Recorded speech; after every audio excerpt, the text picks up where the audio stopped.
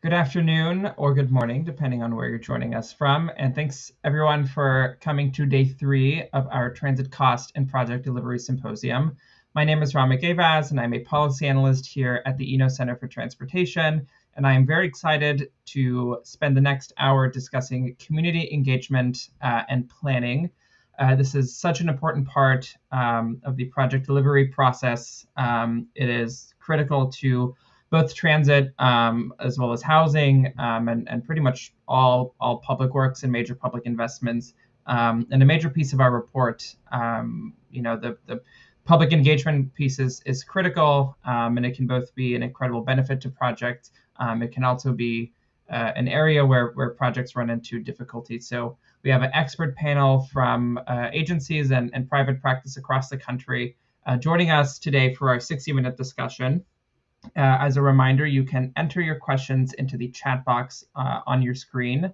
And if you're having issues getting the chat box to load, we recommend refreshing your live stream. And if you're not using Google Chrome, we found that Google Chrome tends to work best with Socio. So please try out those troubleshooting preemptive measures in case you're having issues. And if not, please let us know, and we can make sure to have someone help troubleshoot. Again, as another reminder, all of these sessions are recorded. We know there are 2 other great concurrent sessions going on at this hour. So whichever sessions you're not able to join, you'll be able to go back in and watch. And those should be uploaded shortly after we wrap up the symposium for each day. And recordings for the previous 2 days are already up. So please take a look and refresh Socio to access those recordings. At the end of the session, you should see a little banner pop up that'll ask you to rate and evaluate this panel. And your feedback is incredibly important to us. And we want to make sure that you all are getting what you need out of our work and our symposium. So please take some time to offer your feedback on this panel and any other panels you attend. That'd be a tremendous help to us. And after we wrap up the session, like we have done over the past 2 days, we will have a networking room on Zoom available for you all to come and talk. We've had a really nice open fluid discussion with folks over the last 2 days, and it kind of mimics the feeling of hanging around after a panel or a discussion session at a conference. So we hope you're all able to join us, and there's lots of sessions that we've had today and great opportunity for us to all reflect and share our thoughts on what we attended and moderated today. So without further ado, I am going to welcome our panelists. We have Eileen Kerrigan, who is a transit planner at Bespoke Transit Solutions. We have Lillian De Losa Gutierrez from LA Metro. We have Kim Williams from Houston Metro joining us, and we have Jennifer Lemus from Sound Transit. And each of our panelists has a deep background in community engagement and planning in their respective agencies. And Eileen has worked extensively on planning for BRT. So we're very, very excited for all of you and thankful for you all for volunteering your time with us at the symposium. So I want to go ahead and start off. Again, I mentioned each of you have a deep background in public engagement and planning at your respective organizations. And so I'd like for each of you to briefly describe your background and experience in this area and tell us a bit more about what you do. And so I'll go in the order of my screen here. We can start off with Eileen. Sure. Thanks, Ramek, and thanks for having me today.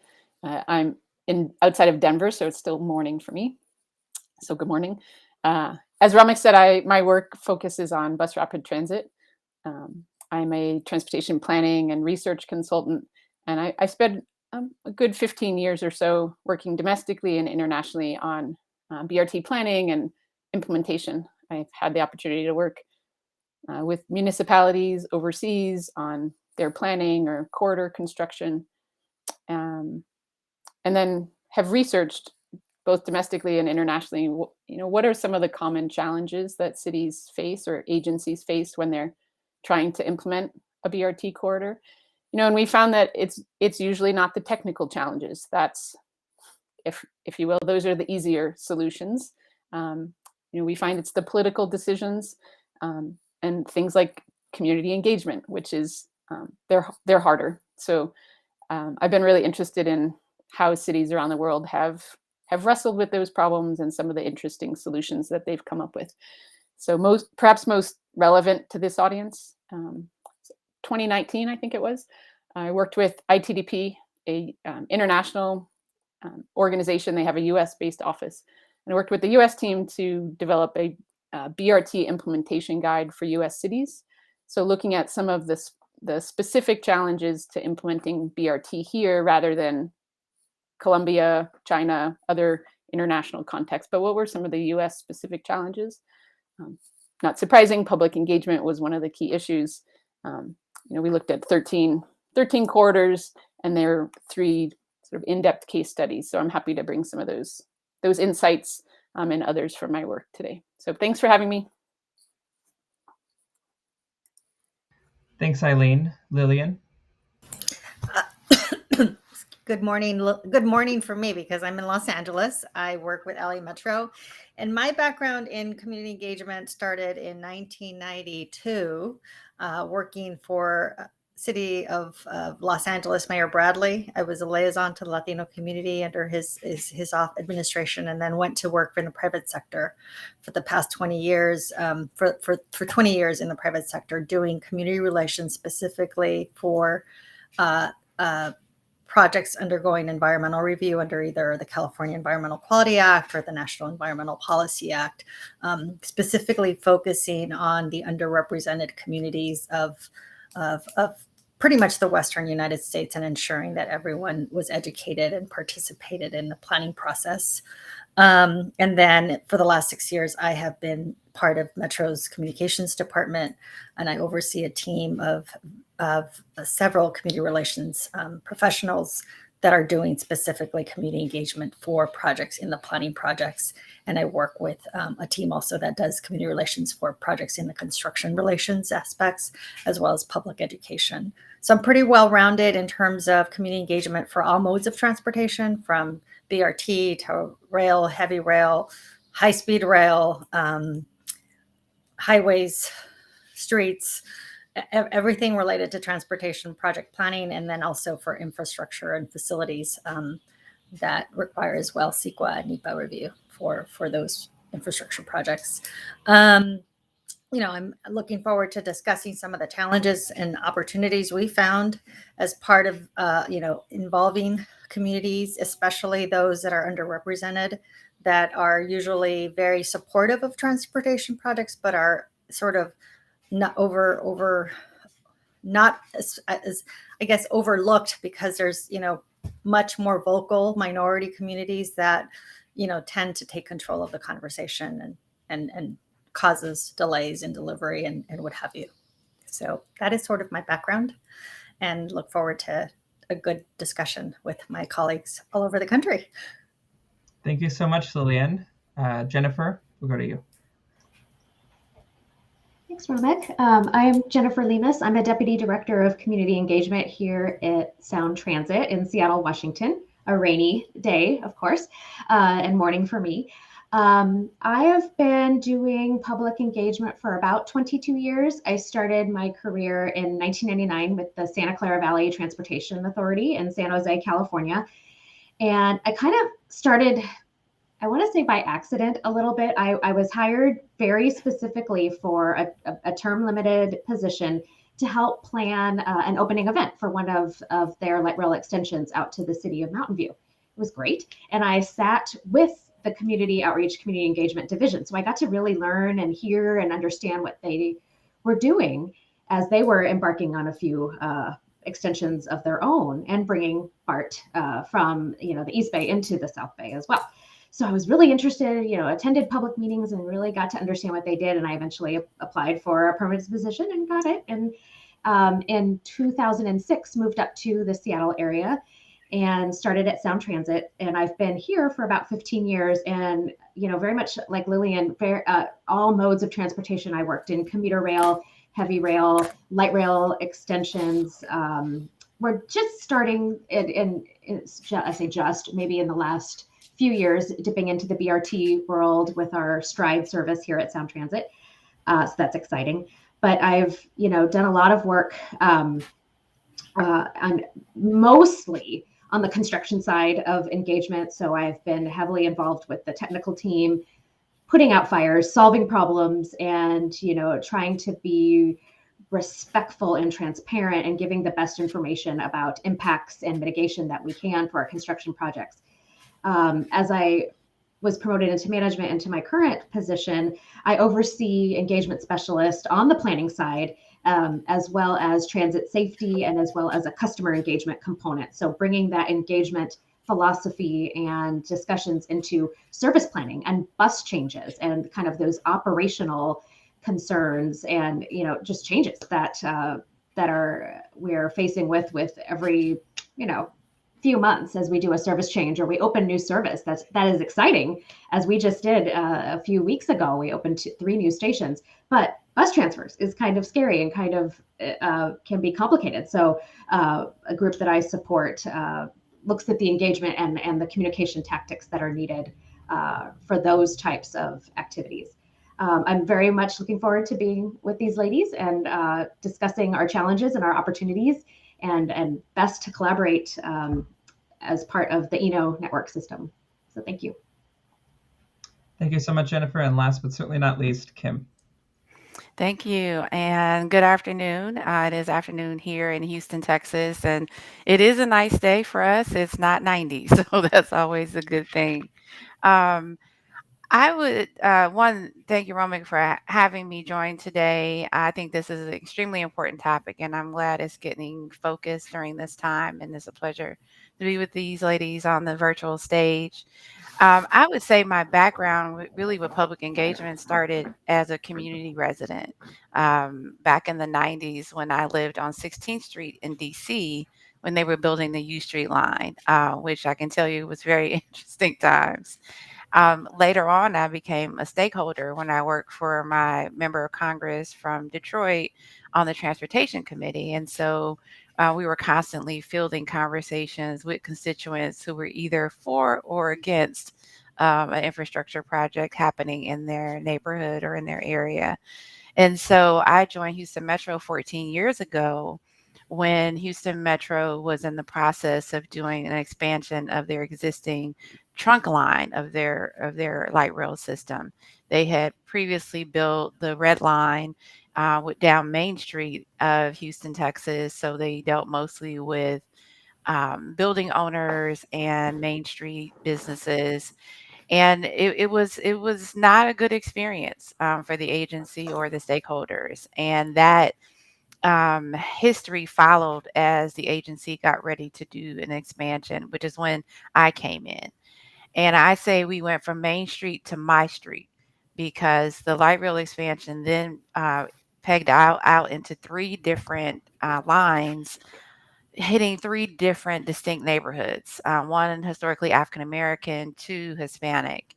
And it was about 60 different neighborhoods inside of that and about 400 small businesses. So it was a very different constituency than we had dealt with the Red Line. And we had a lot to learn, and we did learn a lot through that experience. Today, I am the Chief Innovation Officer, and so I look a lot at our communication tools and how we can use technology and use best practices to have better communication, better involvement, better engagement with our communities as we advance projects. And we also look at strategies as well.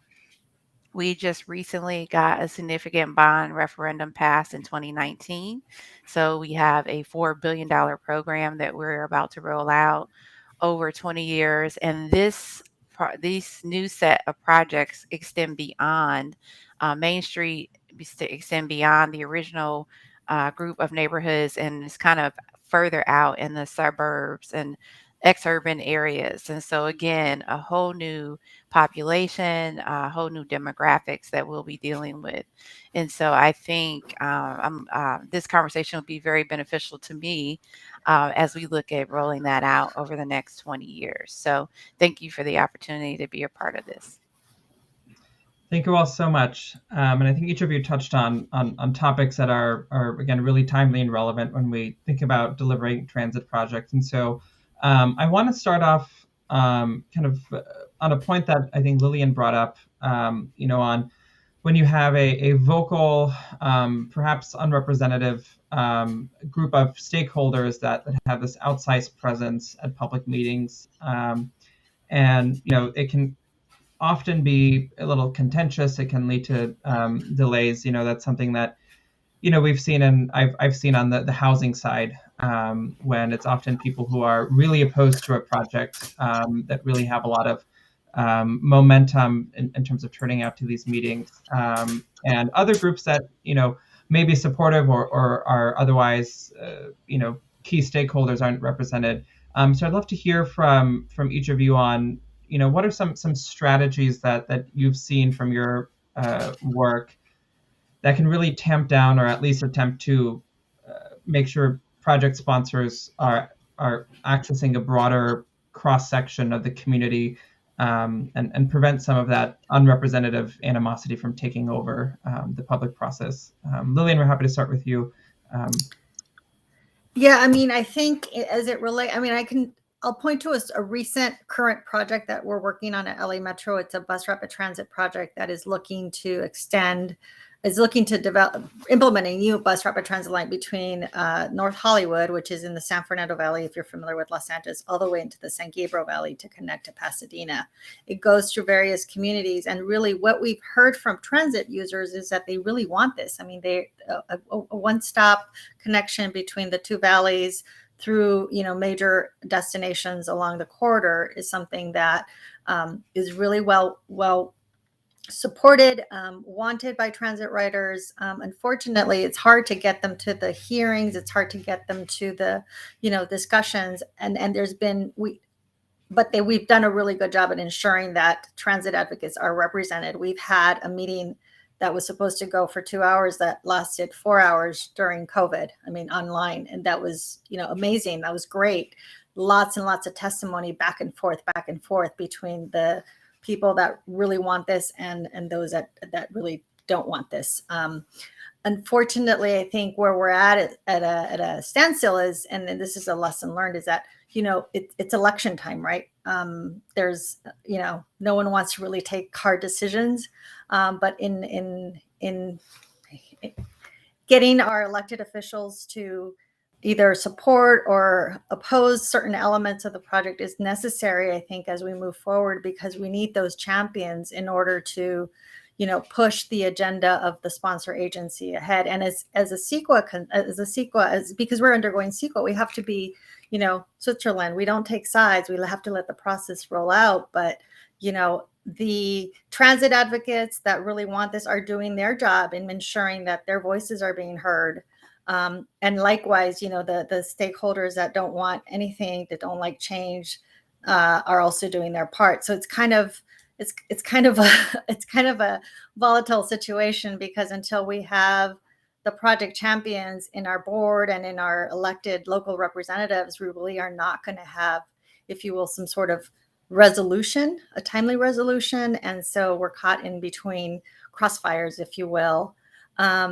But nevertheless, when that is not in the situation, I think there are many strategies that we've taken to ensure, again, that the local, more minority communities of color that stand to benefit from everything we do related to transportation, intercepting them at transit stops, at stations, getting their involvement, not expecting them to come to us, but really us going to them to engage them.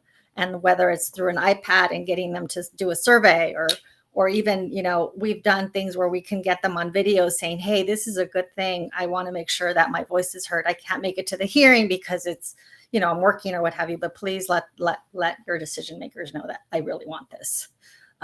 We've used those in various timeframes along the planning process, and they seem to have worked on other projects. And so, we're always looking for different tactics, if you will, or strategies to ensure that we give voice to everyone in as we plan for transit improvements in LA County. Roman, can I add to that? Oh, yes. Everyone, feel free to chime in and piggyback off one another. Okay. I do think when you're talking to that question, I think it's a conversation too around trust. And one of the things that we found is it's important to have those relationships in place before you need them.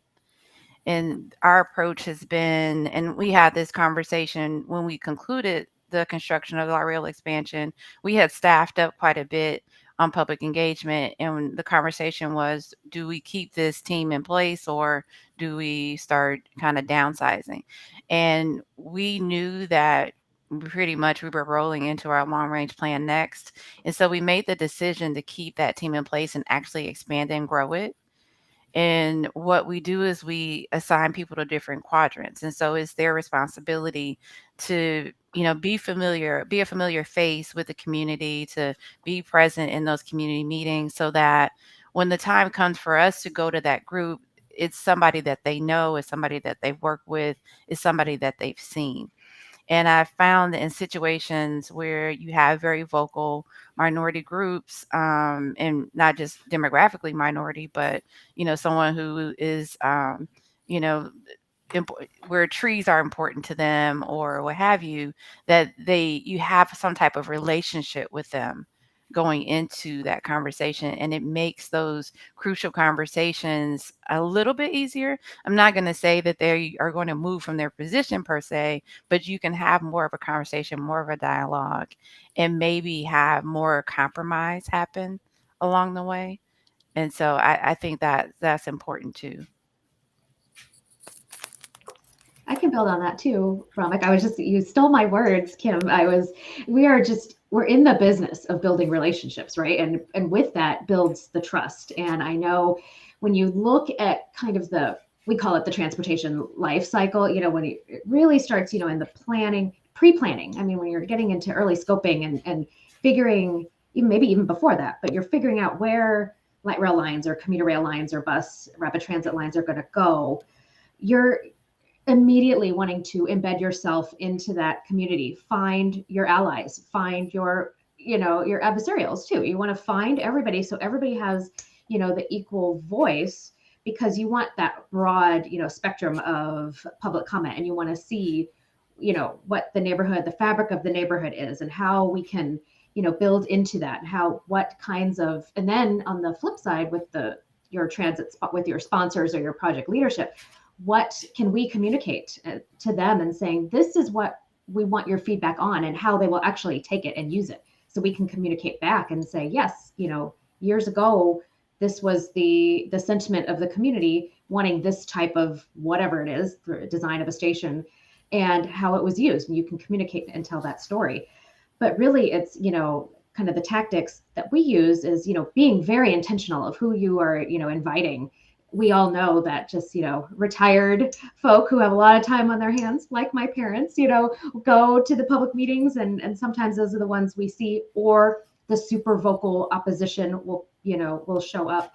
But we want to be intentional with the minority voices, whether it just be the opposing side that is, pro transit, or the traditionally underserved, even single moms who need childcare. How can they get to a public meeting? So we think of tactics on how to break down those barriers. But going to where they gather, going to them, getting in and building these relationships from the very beginning, as you take it through environmental review and final design, and you get more granular into how this thing is going to shape out. And then when you get into construction, these really hard conversations of impacts and noise in the middle of the night, you still have these deep-rooted relationships. So as Kim said, it's a hard conversation to have, but it does make it a little bit easier. I would just add two things, I think, to echo what others have said, that there's always going to be opposition. There's always going to be resistance to change. We see that in all projects. So I think anticipate that, but also the more that cities can do or agencies can do to find the supporters, because they're often not as organized. They're not as, maybe not as well funded as some opposition groups. So what can the agency or the city do to go and, as others have said, go meet them where they are and really cultivate and find that support? And two things we found talking to, as I said, cities that built BRT was, one, that it takes a lot of time and a lot of staff hours. So being sure there's budget and there's dedicated people who can really focus on that project. And a tactic that seems like it's been effective is face-to-face, meeting people face-to-face. So whether, as others have said, meeting transit riders on transit. But secondly, we heard from a few cities, Albuquerque, Richmond, Virginia, they spend a lot of resources walking their corridors, so knocking on every door. In Richmond's case, their dedicated staff person walked that corridor 3 times during the project and spoke to every address, handed out information. So as a way to build relationships, but really it takes time. And as I said, a dedicated person, whether that's a graduate intern or a dedicated staff person. So being sure that those resources are there, I think, can help from the beginning.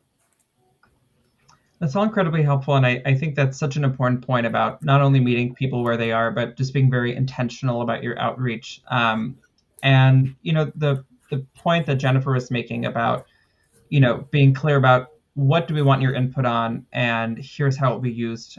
This kind of strikes at a question, or at least an issue that we uncovered in our work, which is, keeping that input bounded. And we've heard from a lot of project sponsors that, the engagement process is critical, but then it can be really easy to become overwhelmed with these requests for, betterments and upgrades. And because we do these projects, sometimes once every decade, in certain cities, they really become, more than just a transit line, but they really become an opportunity to rethink and reimagine entire corridors and entire neighborhoods. And so we've heard that it can be so easy to just, be drowning under all of these requests, and, having, the engagement process really drag out. And so given in this theme of being intentional about outreach, how have you all attempted to strike a balance in terms of, having deep and meaningful engagement, but also, being clear about where input and changes can happen and at what time, those types of upgrades and requests can be considered? If any of you want to take the lead on that. I'll just add, we just recently, as I mentioned, had a bond referendum in 2019, and we did 2 years of public engagement leading up to that. And we started out with the question of, okay, give us your wish list. And once we got that feedback, we went back and said, the reality of our budget is we have X amount of dollars. So if we were to do your wish list, it is beyond the scope of what we could possibly afford. So give us your priority list. What is it of this list that you feel like is indispensable? And so I think that helped us a lot in managing that, because the conversation around betterments and enhancements is going to happen. And so I think it's just best to tackle it head on and be honest with the community about what you're able to do, and make this a conversation that you're having jointly. It's not just the transit agency determining that this is what is going to happen, but it's also a conversation about, okay, this is the constraints that we have. Let's figure this out together. And that was very successful for us. We were able to narrow down that $30 billion wish list to the $4 billion program that ultimately went to voters. And so there were people who were unhappy because their issues or enhancements may have fallen off the plate. But we had a community that said, look, this is the reality of where we're at. And we know that these other enhancements are out there. So let's work together to see if we can get those enhancements somewhere else, through some other project or somewhere in the future, or, look for that opportunity at another time. So it wasn't the agency saying it, it was actually the community saying, this is what we feel is the most important for the widest number of people. And so I think that approach was successful.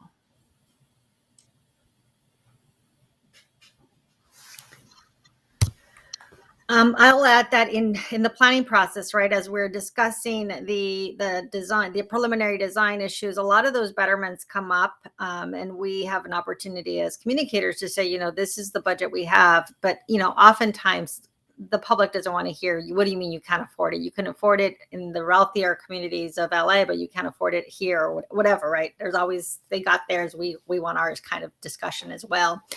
And I think what Metro has done that's been very good is we've developed what we call the community liaison count, like community councils, where we're sharing information with them up until, throughout construction, and they're, they're representative of the quarters that we're building projects in, and they're at the table making some of those decisions in terms of betterments. Yes, there's still always delays. There's things that, as Kim was saying, we can't do in terms of,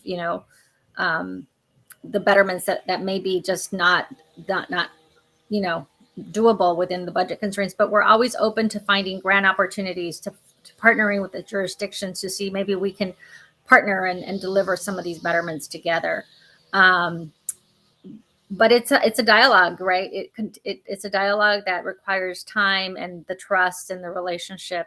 And there are, honestly, there's going to be people that are still not happy, but we got to move on. And we always try to do our projects right, and with the appropriate betterments that come out of that process, whether it's improved landscaping or, we have really proactive policies in place at Metro where we ensure that, our excess right-of-way is dedicated to affordable housing. We have partnerships, policies that we partner with community-based organizations so that they're at the table as well, helping us with the outreach. So, there are different programs that as agencies we can begin to implement and to ensure that, we're having dialogues at all levels with various activities and parties helping us along the way.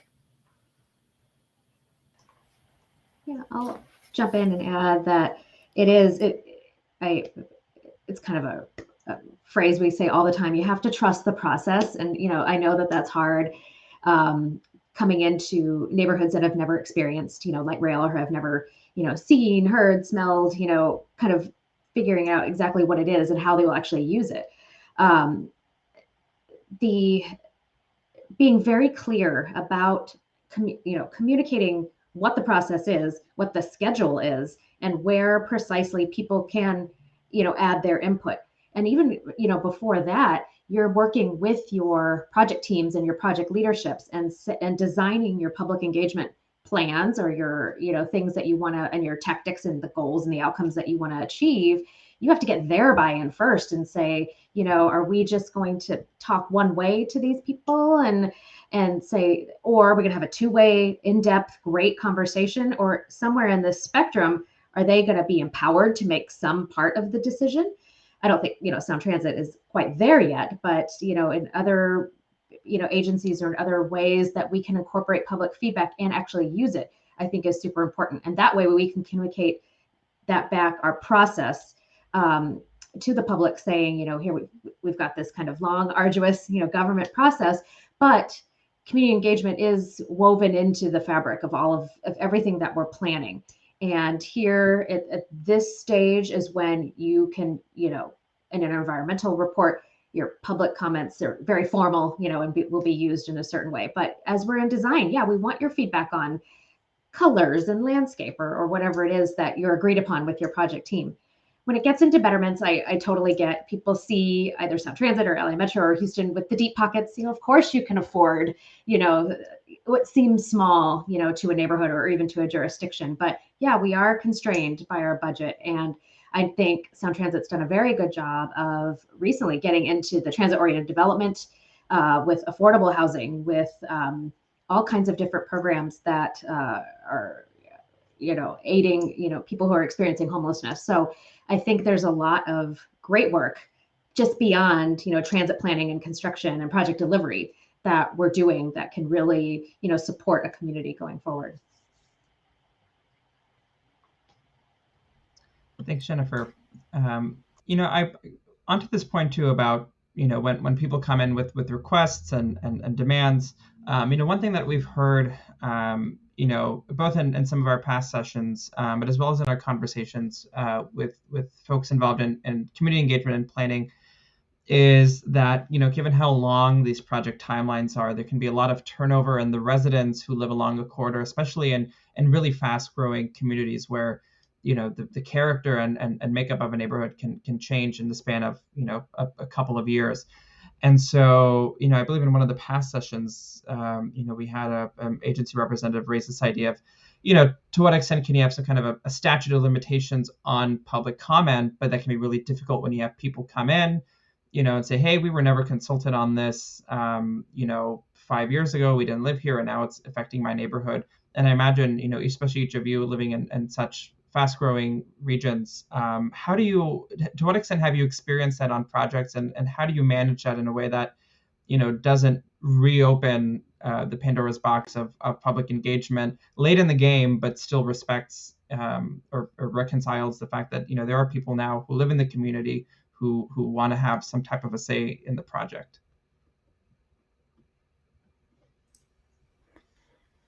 Well, I'll say we've encountered this as an agency once, and in our region, we're going through it now. So some of you may or may not have heard the controversy around Highway 45 here in Houston, where 20 years ago they did the environmental process and determined the alignment, and then 20 years has gone by and now they're starting construction. Now that's not our project, but we are impacted by it. And, a lot has changed in 20 years. Metro's experience with it was also recently. We had a referendum back in '03 for the rail expansion that we did. Well, those projects are still on the books, but when it came time to do the extension 10 years later, people were like, "Well, no, we want something different." So I have to say that that is a challenge, and what we've had to do is honestly be flexible. I don't think it's realistic to stick to a 20-year-old plan. I think the best you can hope for is to try and keep some percentage, 75, 80%, but you do have new neighborhoods, you do have new stakeholders, you do have new residents. And so you have to have some flexibility built now into your construction plan, right? That wasn't a part of your planning and design phase. And I think that's something that agencies will need to do going forward. Even with the referendum that was approved in 19, that is to be rolled out over the next 20 years. So part of what my role as the chief innovation officer is to start looking at that, like start looking at these neighborhoods. How are they changing? How are they evolving? For example, this interest in electric vehicles, for example, was not in place 4 years ago when we started talking about this referendum. Well, the referendum passed 2 years ago, and now 2 years later, if you're not talking about electric vehicles and charging infrastructure, right, it's like there's nothing else to talk about, and then you add in autonomous vehicles. Well, that's part of my role, is to look at that plan and see, okay, where are the flex points in this plan to accommodate what is clearly coming? And I do think we have to be somewhat of what is that, genie or whatever it is with a crystal ball to kind of see what's coming down the pipeline. Because I don't think, honestly, we have come up with a good method to really manage that gap. And so, but I think we have to manage it internally. I think we have to manage it through our plans and not be so inflexible.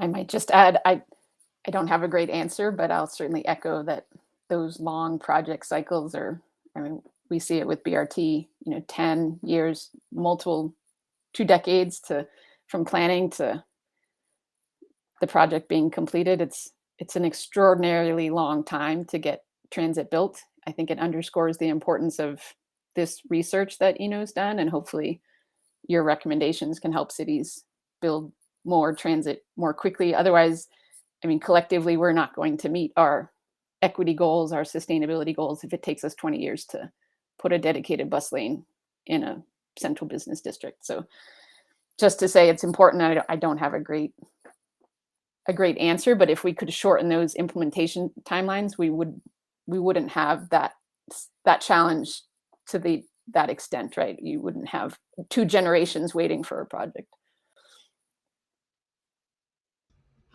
Jennifer, Lillian, I don't know if you have any examples from LA. Of course, lots of new growth and Yeah, I think in LA, again, I mentioned the community liaison councils. We've used resident advisory committees, and those are convened and formed and comprised of community members from the communities we're building projects in. And they're instrumental because they keep the dialogue continuous from planning all the way into construction. So when new neighborhoods come in, it's a way to, direct them to those committee members that have been working with us throughout the history of the planning process. And they can provide the insight like, yes, we did this, 10 years ago, or we did this 5 years ago, and this is why we did it. So it provides some peer neighborhood perspectives as to where the process is. And so I think those are good in terms of providing us a cohesive group of community members that have been with us from the very beginning. And in some cases, some of them move out, but then we can appoint new representatives, right? And they have the history and they have the buy-in and the trust so that we can move forward with the construction projects. It's a difficult, I wish we wouldn't have to spend a decade developing a project, but that's the way it works, right? And we have to just roll with the punches sometimes and figure it out as we go forward with them. Again, utilizing the CLCs are good ways to do that because they speak for us.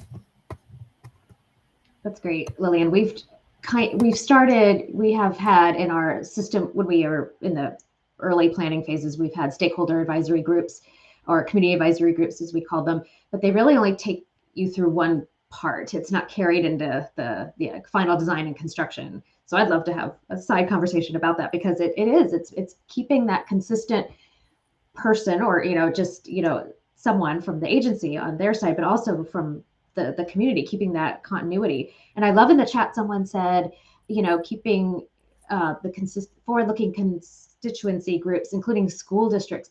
Reaching the youth now in these planning phases is so key because they'll be the writers. And I think we have one of our lines opening in 2040. I mean, I don't know where I'll be in 2040. And it's keeping the youth engaged now. That's super difficult. My 16-year-old is only into TikTok and that's all she cares about.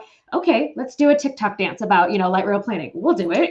Why not? It's, why can't we get in, and get their involvement now and have them work with their parents or their family members or people in their communities to think about kind of these long range transit options and planning.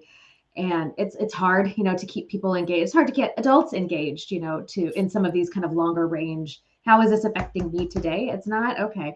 But what's been tricky is when you talked to Ramek about the turnover is when there is a new property owner and we are in the middle of property acquisition, we're in the middle of maybe negotiating. I'm sure there's real estate laws that I don't really know that, yes, things have to be disclosed, but when there's turnover of property owners, and yes, property owner A might have been all for it, but property owner B has now come in and said, excuse me, what is happening? I don't know anything about this. I have some concerns. I'm going to hire lawyers. I'm in with the council, city council.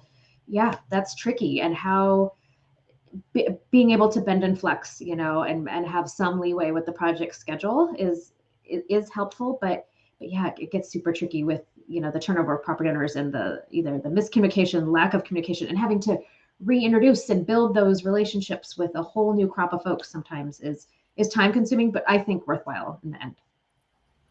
I think this all gets at a great point too about, both of you mentioned that that requires a lot of resources and staff to really make sure you're building those relationships. And, we have a separate panel going on now about broader staff capacity, focus more on the management side. But of course, community engagement and planning is such a big part. And at least, in our work, we found that, project sponsors, especially agencies that, places like LA Metro and Sound Transit that have these long pipeline of projects, you have a lot of projects underway that certainly helps build up and keep a lot of that staff. But, if agencies are setting out to do this for the first time, they may not have such a deep or broad resource of planners and community engagement staff. And so I'd love to hear, from each of you, perhaps, Lillian or Jennifer, from the perspective of an agency that has had such a long pipeline of projects, dating back to the mid 90s, and Kim, from the perspective of Houston Metro, in terms of a relative more young light rail system. How do you go about reconciling your initial staff constraints or your resources and balancing the need to build those deep connections? Kim, if we can start with you, thinking about a younger system that got off the ground a little bit more recently. We just recently celebrated our 40th anniversary. So yeah, we're new kids on the block compared to our contemporaries around the country. And so I think for us, we make public engagements everyone's goal. It's not just simply, we do have a very robust public engagement group, but particularly the forward-facing departments like our police department, we have fair agents. So everyone is versed in customer service, customer engagement, and we use those opportunities to educate people. Kind of, oh, did you know, or did you realize, particularly during the pandemic, we realized a lot of people did not know about our app, for example. And so we gave materials to our fare collection agents who are on our fleet and on the rail cars, on that opportunity for that contactless experience. There are groups that work in our downtown. We have Houston's weird. We have 7 central business districts. So, and each of them have their own customer service groups that just kind of rove, give information, what have you. And so we've created partnerships with them to extend our reach. Definitely the Convention and Visitors Bureau is another way we extend our reach. And so we look at those opportunities to be visible in communities all the time, if that makes sense. But that is what we do, and we tap our partners to help us with that extension. Thanks, Kim. Lillian or Jennifer? Yeah, I'll chime in terms of, we at Metro have a very robust, not, ideally we always need more help, right, on the community relations front, but we have a very robust community engagement team, communications department team that spans, specialists from PR to GR to community relations to, every discipline within communications is represented in-house with teams. But we also leverage consultants from the private sector that help us with the engagement process. And we ensure that as we're planning for projects that are sponsored, our clients, our internal clients, like the planning department or the program management department, also budget a good portion of budget in the life of project budgets to ensure that there's adequate community engagement, and that we can leverage that as we need to, right? In that life of project, there's a good allocation for community relations. And we also supplement the internal staff, the consultants, with the community-based organizations that we've partnered with, and they are being paid for helping us they're provided stipends, or, they have a scope of work that they're doing work for on our behalf as well. So we leverage those resources to ensure that we are, always out at the forefront, and, not only talking to the school districts, our whole community education department partners with the local school districts, and they're in the schools with curriculum talking about rail safety. So we leverage that when we're in a certain, area where we need to also have them augment their community education with, why don't you take this flyer home that talks about a project that might be coming to your area, right? We, looking at the comment about, forward-looking constituent groups, when we're doing community engagement, not only are we going to the school districts, but we're also looking at the real estate associations, because we know that they're going to have clients in the future represented, and they need to know what's happening, 10 years from down the line in terms of the projects that we're planning for.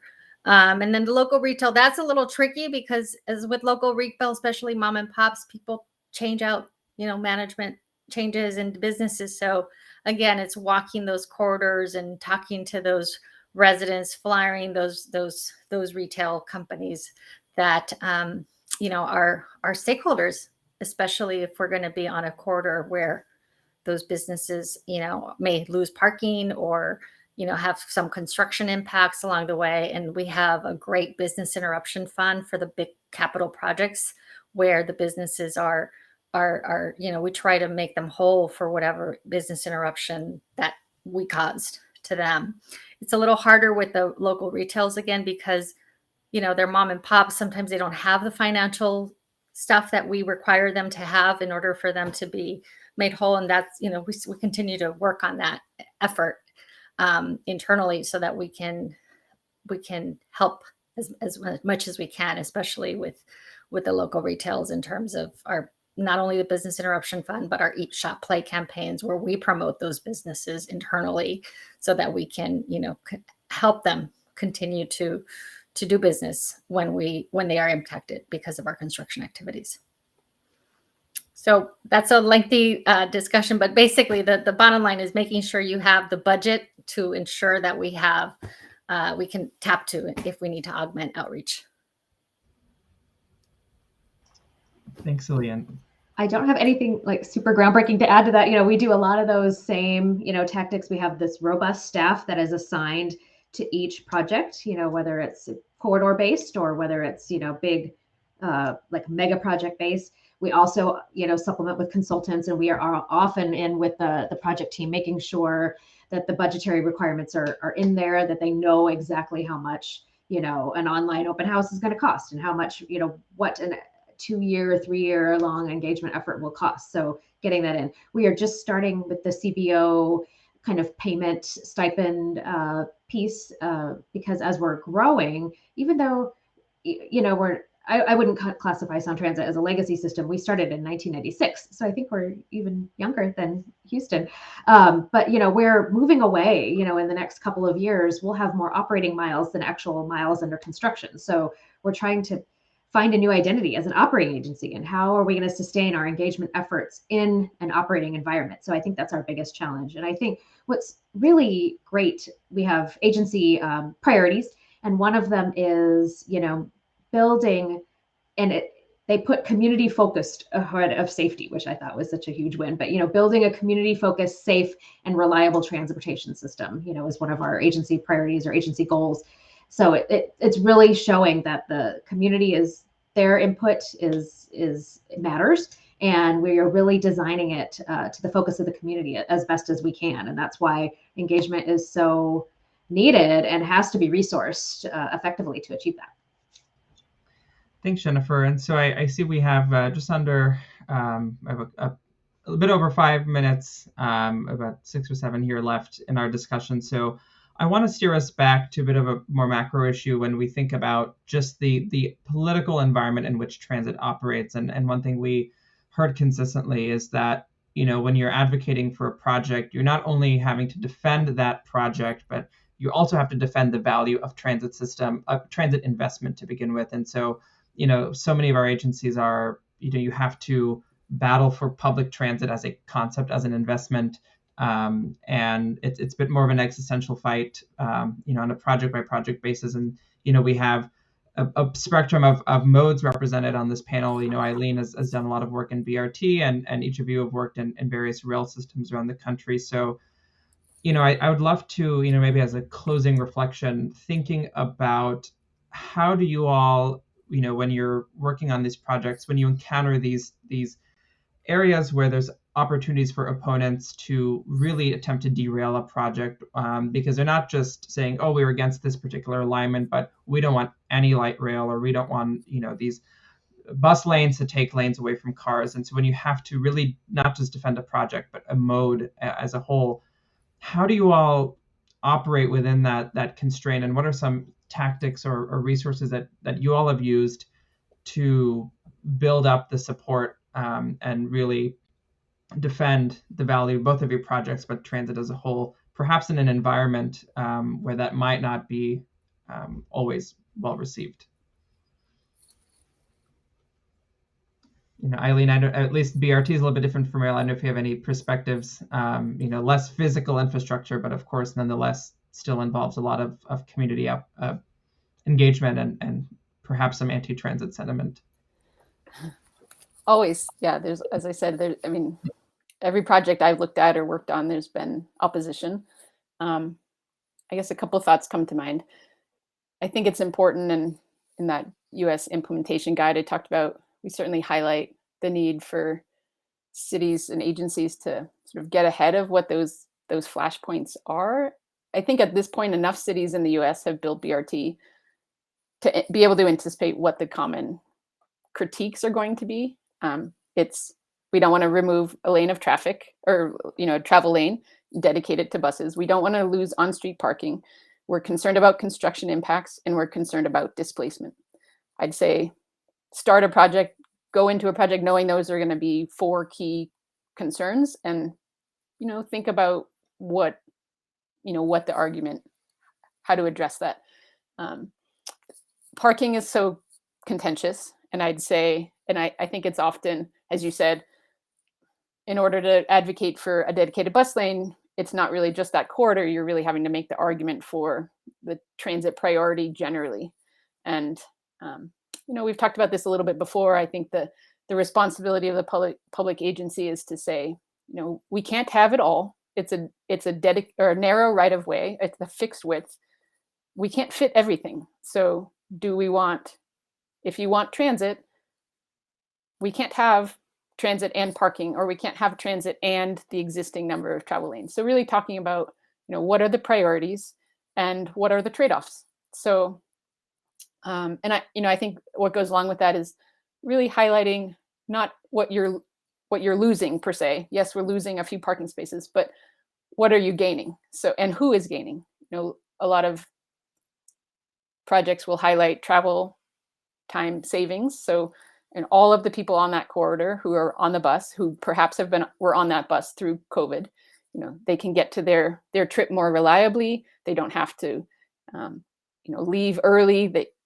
To budget more time. They're not going to be late for their job. They're not going to be late to pick their kids up from school. So it's more reliable. It will, all of us collectively on this corridor, the thousands of people that ride this bus every day, collectively, we're going to save all of this time.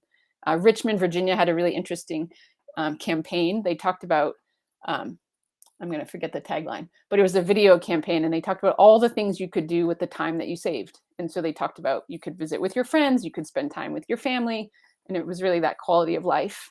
And I think those have been some of the more successful campaigns to talk about what are the gains, and how does that impact people's lives. Yeah, I would add on to what Eileen said. I think at Metro, I don't think that we don't have to defend. I think people recognize the importance of transit and actually support it. But as a activity that we do, a tactic that we do, is that we always start every community meeting with the video explaining the purpose and why this is needed, right? And that really softens the ground for the meeting. It's like the icebreaker that we start a presentation with.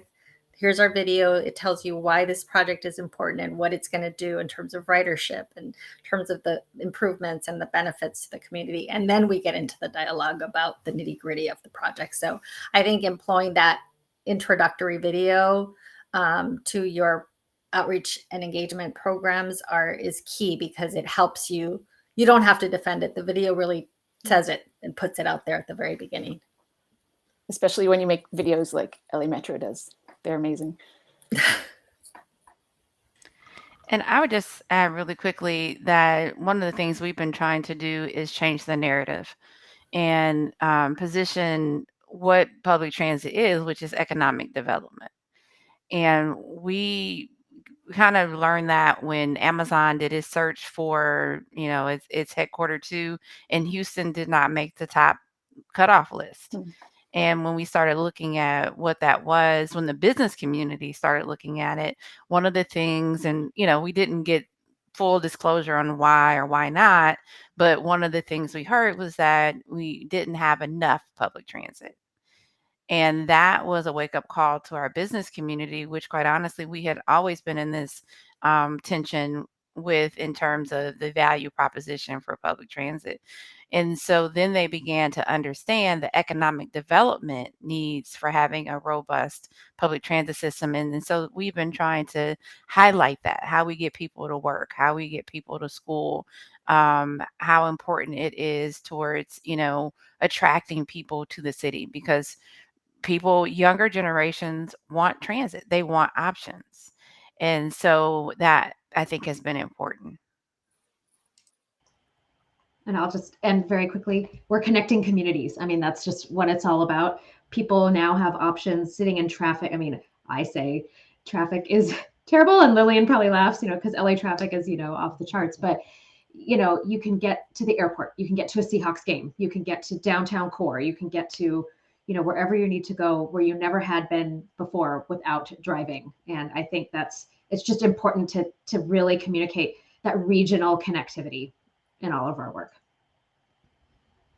Well, it's a great note to end on, and again, it's the reality we face, that we have to keep that value proposition in mind. But I want to thank each and every one of you for sharing your time with us for this symposium and this panel. We could spend all day talking about this, and I know that we've just barely scratched the surface. So thank you again for joining us, and for all of you tuning in. If there are any questions or thoughts that we weren't able to get to, please let us know, and we can always follow up over email or in writing. And as I mentioned, there are networking lounges that should be opening up shortly if you'd like to stick around and get to talk to your peers and reflect on the day's session. So with that said, thanks everyone for joining, and we hope you enjoy the rest of your day, and hopefully the rest of the symposium. And we hope you're joining us tomorrow as well. Take care. Thanks, Ramek. Thank you. Appreciate Thanks, it. All right, take Bye, care. ladies.